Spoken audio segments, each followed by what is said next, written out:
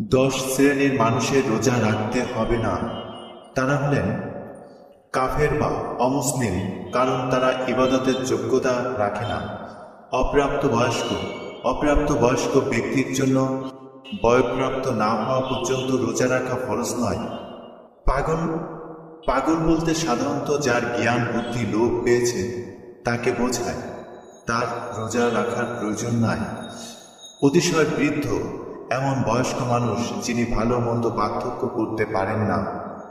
অক্ষম, রোগ ব্যাধি বা শারীরিকভাবে এমন অক্ষম ব্যক্তি যার রোজা রাখার সামর্থ্য ফিরে আসার কোনো সম্ভাবনা নেই, তাদের ওপরও রমজানের রোজা পালন বিধান নেই।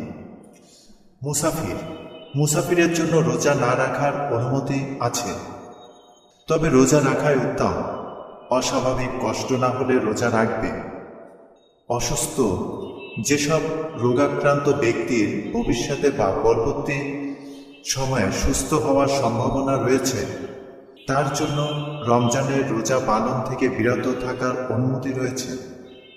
ঋতুবতী নারী, ঋতুকালীন নারীর জন্য রোজা রাখা জায়েজ নয়, বরং নিষেধ।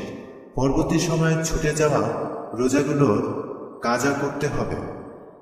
গর্ভবতী ও দুগ্ধদানকারী নারী, যদি গর্ভবতী বা দুগ্ধদানকারী নারী রোজা রাখার কারণে তার নিজের বা সন্তানের ক্ষতির আশঙ্কা হয়, তবে সে রোজা ভাঙতে পারবে এবং পরে নিরাপদ সময়ে সে রোজার কাজা আদায় করে নেবে।